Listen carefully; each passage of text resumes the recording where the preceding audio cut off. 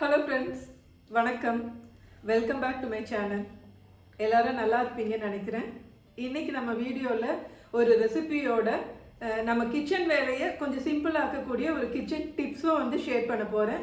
So இன்னைக்கு நம்ம vlog start பண்றதுக்கு முன்னாடி இந்த வீடியோ பார்த்துட்டு இருக்கிறவங்க இன்னும் நம்ம சேனலை சப்ஸ்கிரைப் பண்ணலனா நீங்களும் சப்ஸ்கிரைப் பண்ணி பெல் ஐகான் பிரஸ் பண்ணுங்க.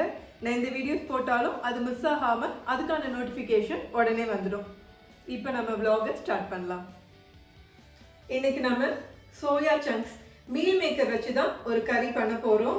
ஏன்னா இதுல அவ்வளவு சத்துக்கள் இருக்கு. ஸோ இன்னைக்கு நம்ம இந்த சோயா சங்க்ஸ் வச்சு இந்த ரெசிபி எப்படி பண்ணலான்னு பார்க்கலாம். இந்த சோயா சங்க் ரெசிபி பண்றதுக்கு முதல்ல நான் சோயா சங்க்ஸ் மீல் மேக்கரை தண்ணியில உப்பு போட்டு ஒரு 5 நிமிஷம் கொதிக்க வச்சு எடுத்துக்கிட்டேன். அதுக்கப்புறம் தண்ணியை கம்ப்ளீட்டா ட்ரைன் பண்ணிடணும். தண்ணியை ஸ்குவீஸும் பண்ணிடணும். நீங்க இப்ப புழிஞ்சு பார்த்தீங்கன்னா சுத்தமா தண்ணி வரக்கூடாது. அந்த அளவுக்கு நான் நல்லா பிழிஞ்சு எடுத்துக்கிட்டேன். ஸோ இப்போ நம்ம இதை வந்து மெரினேட் பண்ணிக்க போகிறோம். அது எப்படின்னு பார்க்கலாம். சோயா சங்க்ஸ் மெரினேட் பண்ணுறதுக்கு முதல்ல ஒரு 1 table spoon Kashmiri chilli powder போட்டுக்கிறேன். அப்புறம் உப்பு கொஞ்சம் போட்டுக்கிறேன். இது கூடவே 1 டேபிள் ஸ்பூன் கர்டு தயிர் ஆட் பண்ணிக்கிறேன். இப்போ இதை மிக்ஸ் பண்ணிவிட்டு அப்படியே இருக்கட்டும். ஒரு 10 to 15 மினிட்ஸ் போதுமானது. நம்ம நெக்ஸ்ட்டு இப்போ இதுக்கான ப்ரிப்ரேஷன் மற்றது பண்ணுவோம் இல்லையா, குக் பண்ணுற டைமில் இது மெரினேட் ஆனால் போதுமானது. ஒரு கடாயில் எண்ணெய் ஊற்றி பட்டை, சோம்பு, ஜீரகம், கிராம்பு, ஏலக்காய், அப்புறம் பிரியாணி இலை இதை போட்டு தாளிச்சுக்கிட்டேன். இப்போ இது கூட 2 மீடியம் சைஸ் பெரிய வெங்காயத்தை அரைச்சி வச்சுருக்கேன். அதை ஆட் பண்ணிக்கலாம்.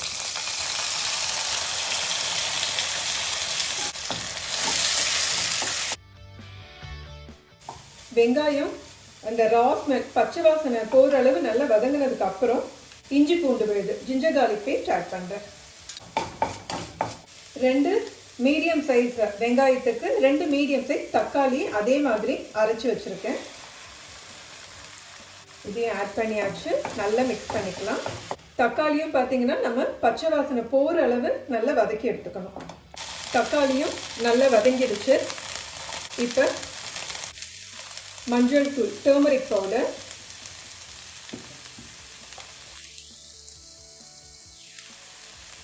அரை டீஸ்பூன் வந்து மிளகாய் தூள் ரெட் சில்லி பவுடர் போட்டுக்கிறேன். ஏன்னா நம்ம ஆல்ரெடி சோயா சங்க்ஸை வந்து காஷ்மீரி ரெட் சில்லி வச்சு மேரினேட் பண்ணி வச்சுருக்கோம். 1 ஸ்பூன் தனியா பவுடர், கொரியாண்டர் பவுடர், தனியா தூள், 1/4 டீஸ்பூனுக்கு கொஞ்சம் அதிகமாக ஜீரகத்தூள், cumin powder, 1/2 teaspoon garam masala, அதே மாதிரி 1/2 டீஸ்பூன் சிக்கன் மசாலா. இது கூடவே ஆல்ரெடி நம்ம கொஞ்சம் உப்பு வந்து மெரினேட் பண்ணுறதுக்கு போட்டிருக்கோம். இப்போ ஒரு 1/2 ஸ்பூன் போட்டுக்கிறேன். கொஞ்சமாக தண்ணி சேர்த்துக்கிறேன்.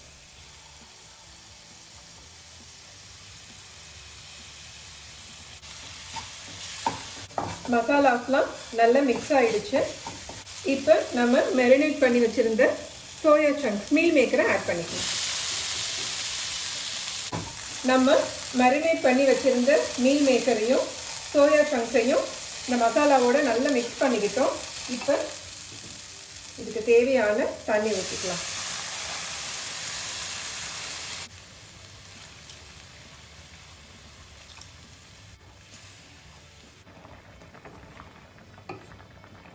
இப்போ இது ஒரு 5 நிமிஷம் ஹை ஃப்ளேமில் நல்லா பாயில் ஆகட்டும். இல்லை, இதுக்கு தேவையான ஒரு பேஸ்ட் ரெடி பண்ணிடலாம். இப்போ இந்த பேஸ்ட்டுக்கு என்ன பண்ண போகிறோன்னா, முந்திரி பருப்பு, கேஷ்யூ நட்டை நான் தண்ணியில் ஒரு 1 மணி நேரம் ஊற வச்சுருக்கேன். இப்போ இந்த தண்ணியை ட்ரைன் பண்ணிவிட்டு இதை நல்ல ஸ்மூத் பேஸ்ட்டாக கிரைண்ட் பண்ணி எடுத்துக்க போகிறோம். சோயா சங்க்ஸ் நல்ல குக் ஆகி ஃப்ளேவர் சூப்பராக இருக்குது. நம்ம கேஷ்யூ நட் முந்திரி பருப்பு அரைச்சோம் இல்லையா, அது இதை மாதிரி திக் பேஸ்ட்டாக கிரைண்ட் பண்ணி எடுத்துக்கோங்க. இப்போ அடுத்தது என்ன பண்ணலான்னு பார்க்கலாம்.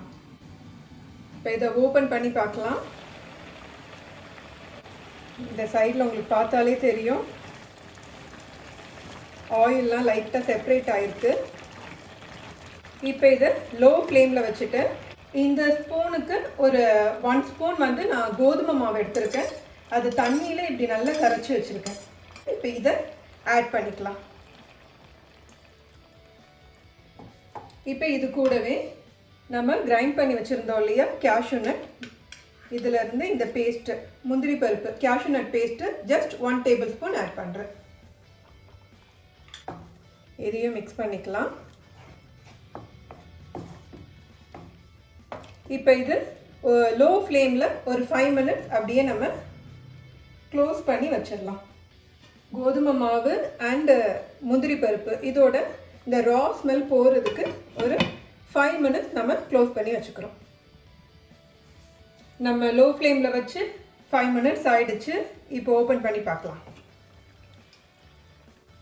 நல்ல ஃப்ளேவரோட டெக்ஸ்சரோட சோயா சங்க்ஸ் ரெடி ஆயிடுச்சு. இப்போ இதில் கொத்தமல்லி கொரியாண்டர் லீவ்ஸை அப்படியே பிச்சு போட்ட வேண்டியதான். ஃபைனலாக ஒரு 1 டேபிள் ஸ்பூன் பட்டர். இது எதையும் மிக்ஸ் பண்ணலாம் வேண்டாம், அப்படியே க்ளோஸ் பண்ணி ஆஃப் பண்ணிட வேண்டியதான். ஒரு 10-15 நிமிஷத்துக்கு அப்புறம் எடுத்து சர்வ் பண்ணி சாப்பிட வேண்டியதான். நம்ம சவுத் இந்தியன் ரெசிபியில் வாரம் தவறாமல் நம்ம வீட்டில் செய்கிற டிஃபனில் ஒன்று பார்த்தீங்கன்னா இட்லி இல்லைன்னா தோசை. இட்லி தோசை மாவை ரெடி பண்ணி வச்சுக்கிட்டோன்னா நினச்ச நேரத்துக்கு நம்ம தோசை சுட்டுக்கலாம், இட்லி ப்ரிப்பேர் பண்ணிக்கலான்னு ரொம்ப சிம்பிளாக சொல்லிடலாம். ஆனால் அந்த இட்லி தோசை மாவுக்கு ரெடி பண்ணுற அந்த டே பார்த்தீங்கன்னா மாவு ரெடி பண்ணுறதுக்கு எப்படியும் நமக்கு க்ளோஸ் டு 1 hour கிட்ட ஆகிடும். உளுந்த மாவு அரைச்சி அதுக்கப்புறம் அரிசி மாவை ப்ரிப்பேர் பண்ணி எப்படியும் 1 hour or more than an hour ஆகிடும். ஆனால் ஒரு 10-15 நிமிஷத்துக்குள்ள இட்லி மாவை எப்படி ப்ரிப்பேர் பண்ணலாம், அதுவும் பஞ்சு போல இட்லி வர மாதிரி மாவை எப்படி ப்ரிப்பேர் பண்ணலான்றதுக்கான டிப் தான் இப்போ நான் உங்களுக்கு கொடுக்க போகிறேன். 1 கிலோ இட்லி அரிசி எடுத்தோன்னா 250 கிராம் உளுந்து, அதான் அளவு. நான் 1.5 கிலோ இட்லி அரிசி எடுத்திருக்கேன். அதுக்கு ஏற்ற மாதிரி உளுந்தும் எடுத்து ஊற வச்சுருக்கேன். உளுந்தை வந்து ரூம் டெம்பரேச்சரில் ஒரு 1/2 hour சோக் பண்ணிக்கிட்டேன். நெக்ஸ்ட் 1/2 hour வந்து ஃப்ரிட்ஜில் வந்து ஊற வச்சு எடுத்துக்கிட்டேன். இப்போ ஃபஸ்ட்டு என்ன பண்ண போகிறேன்னா ஒரு ஜாரில் உளுந்தை போட்டு அரைச்சிக்க போகிறேன். இது பார்த்திங்கன்னா ஜஸ்ட் லைட்டாக ஒரு கிரைண்ட் தான் பண்ணி எடுத்துக்க போகிறேன். நான் சொன்ன மாதிரி மிக்சி ஜாரில் உளுந்தை லைட்டாக கிரைண்ட் பண்ணி எடுத்துட்டேன். உங்களுக்கு பார்த்தாலே தெரியும் லைட்டாக குறைன்னு தான் அரைச்சி எடுத்திருக்கேன். மிக்சியில் அரைச்ச அந்த மாவை நான் கிரைண்டரில் போட்டுக்கிட்டேன்.